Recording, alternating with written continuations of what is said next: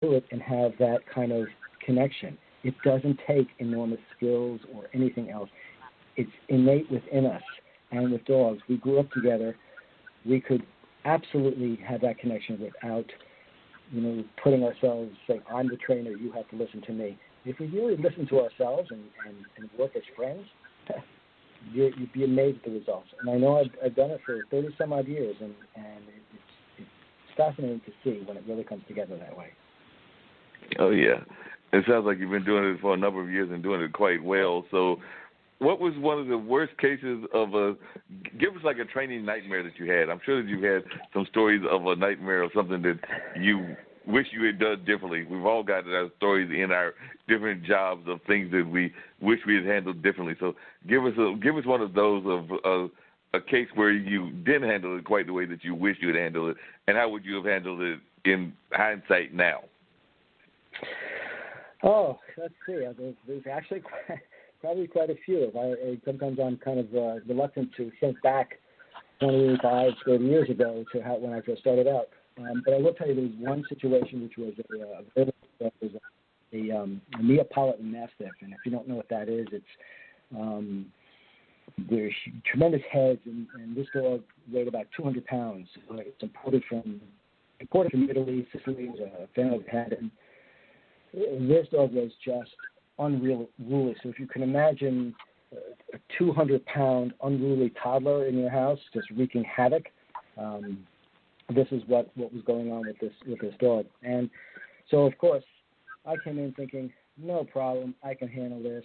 I'll get this dog under control in 2 seconds, and I am no match physically for the 200-pound dog. And so it was sort of, we were in battles together where he was winning.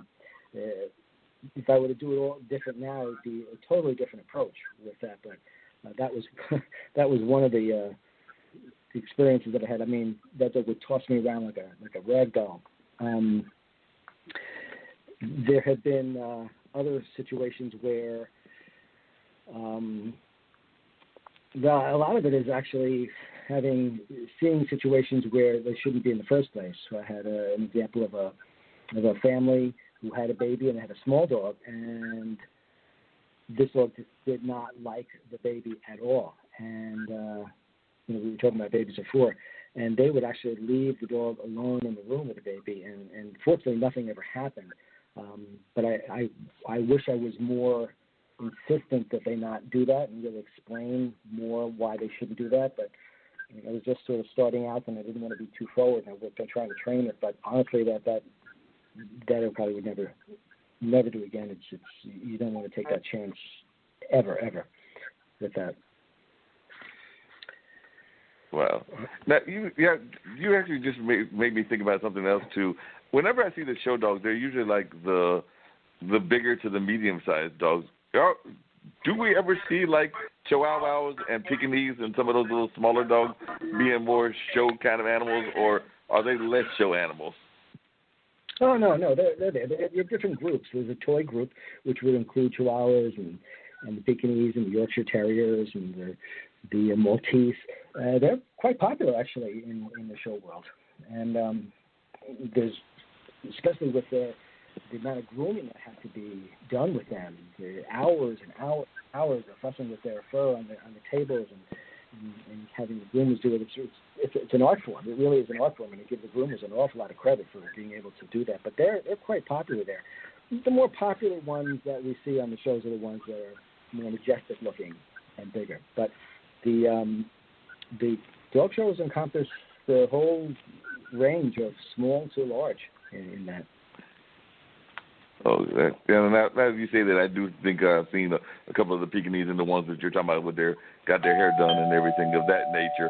But really quickly, and I think I might have another call coming in, but what is the situation in your mind, speaking of things that people might consider funny, where people decide to dress their animals and put like the sweaters and the little human clothes on the animals? I mean, they have natural fur. So what is your opinion of that as a dog trainer when you get people coming to you that want to put like a sweater on a dog? Well, if they're going to put a sweater on a dog to keep it warm, So if I go hiking, I go hiking with my dogs in any weather conditions. So if we live in the Northeast, so if it's 0 degrees outside, especially with one of my dogs who's originally from South Carolina, I'm going to put a coat on him. But to dress a dog up in funny little costumes, to me, that just takes away their dignity. And it's a living thing. Give it some dignity. Let it be a dog. It's not a doll that you're going to dress up. And I know a lot of people have an awful lot of fun doing it, and it's really not harmful to the dog. But in my opinion, it just really takes away all the it's disrespectful, in my opinion. Yeah, that's kind of my attitude too. When I see it, I think it's disrespectful to the animal, and sometimes you look at the look on the dogs, and sometimes they give you that look like, I do not know why my owner has this on me. That's very true. Very true. Dean, did I hear another doorbell? Yes, you did. We have Ashley Hitchcock with Engage and Create. Standing by. All right. Let's bring in Ashley.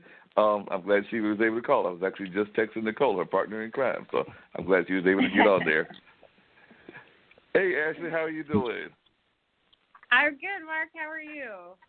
I'm doing good. Now, Ashley is one of those people, and I don't know, so I was actually just talking to the gentleman, Corey, that does stuff with dogs, and talking to Bridget, who does stuff with laughter, and I've got Ben Cronin, who's a filmmaker out of L.A., but one of the things I know is that you and Nicole have been doing research about what to do with Northgate. And in my mind, measurement, which is one of my jobs, has offices there, but a lot of people, even among us that work in measurement, consider it a dying mall. So I know whenever there's a dying mall, there's usually ideas of what to do with the dying mall. A lot of people hated when they took the merry-go-round away, because that was a way that kids at least would have fun in the mall. They still have the the movie house there and everything. But I was just curious, has any exploration been out there about using it as a dog park, for example? Because I know here in Durham we have a variety of dog parks, and I was just talking to Corey about the benefits of those in some communities, and also maybe like a comedy room. I didn't know if any of those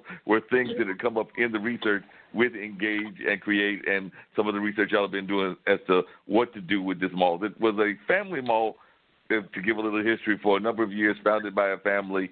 I believe it might have been the Bowman family, if I remember correctly. But then, or maybe it's the Rand family. You can clarify that. But now it's basically been sold to a firm, and y'all are trying to help them figure out what to do with it. And it's not the first mall to do that. Here in Durham, we had South Square, which also went away, became like a outlet area, because I know there's a Sam's and there's a Super Target and things out there, and of course the Carolina Ale House, and now they're being redesigned into like a combination of apartments and businesses. It looks like it from what I'm seeing out there in that way. So, what is the Engage Create process, and what are y'all finding people want? Yeah.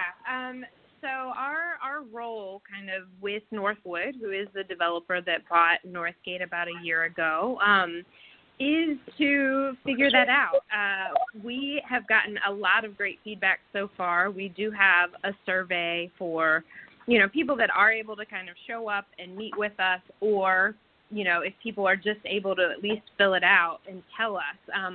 Some of the things that you are talking about are things that people have shown to be really important. Green space, right? So space where they can get out there with their family, with their pets, and just kind of enjoy outdoors. And another thing that has come up that we have heard and seen in the survey results is the arts and the performance space and the need for kind of just entertainment and people to be able to come together. So those are definitely things that we are seeing that come up. It is going to be redeveloped into mixed use. We do know that much.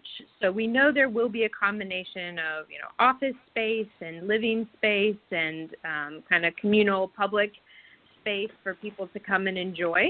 But really our role, Nicole and I with Engage and Create, is to get feedback that will inform the development. And y'all are doing this, if I understand from Nicole, not just with this particular project, but I think Engage and Create is working on a couple of projects. Because y'all are also, I think, working on something similar, or at least I know Nicole is, so I imagine you're part of that team as well, that's doing some work in Rocky Mount with some of the same kind of area where they're trying to do some development in what used to be, like, I guess it would be our equivalent of a Golden Belt area or a American tobacco area. Yeah, Nicole actually does that work out at the Rocky Mount Mills, kind of arts programming and community programming for them out there. My background was I kind of did this work in local communities, but on a national level for a tech firm.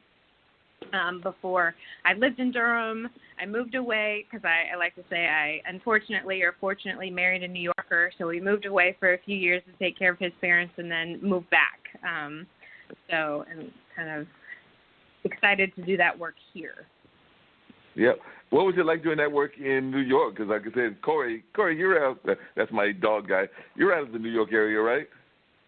Yeah, Northeast Pennsylvania, northern New Jersey, and New York area, yes. Yeah. So no, you're saying definitely, so. Yeah, I definitely think that I was based in New York, which is a different, beast altogether. And I was traveling to a lot of local communities to do community engagement, right? So I was in Louisville, Kentucky, and Columbia, South Carolina, and in West Virginia, and a lot of communities that are changing, maybe not quite as rapidly as Durham is. But I think that there is definitely this need for kind of public programming and places for people to be able to kind of bring together the public, private, and nonprofit sectors to do, like, great projects collaboratively. Yeah, because it seems to me that that's definitely becoming a conversation, this whole thing of as our cities, particularly around the Triangle, develop, Durham, Raleigh, Chapel Hill, and definitely I would even argue up and down the East Coast and around the nation, people wind up getting concerned about gentrification, but also the communities that might have been historical wind up doing kind of their own version of what you're doing. I know that not yesterday, but Saturday, I went to a meeting that Joy Mickle was part of where they're doing some research similar to what y'all are doing, but it's based on the Fayetteville Street corridor. So it sounds like they're going to do some surveys and some other studies and try to figure out what people want to do doing what they call the Fayetteville Street corridor, which encompasses part of the old historical Hayti district. So they're trying to figure out, just like y'all are doing with Northgate, what to do with that area. And I know when I went to the meeting, there was maybe about 3 administrators and about 5 or 6 of us that were involved in the actual conversation from the community, which brings up the question as to how do you get the community engaged. I know y'all have been doing surveys. Y'all have done a great job of traveling around Northgate and around the Northgate community, but how do you manage to get people engaged? Because when I saw that, there was, like I said, the 3 ladies that were part of the Fayetteville Street corridor. There were 5 other ladies that somehow got the email. I was the only male there. So, like I said, I don't know exactly what the engagement has been and things. So I imagine that becomes an issue as to how to get the community actually involved. So I was just curious as to what some of the methods that you used were. Yeah, we are kind of going at it in many different ways. Part of it is, there were a couple weeks that I went door to door to the local businesses that surround Northgate, kind of up Guest Road and along Club Boulevard, just to kind of let them know and to even let their kind of customer base know, right? Like, fill out this survey, make sure that your kind of ideas are shared.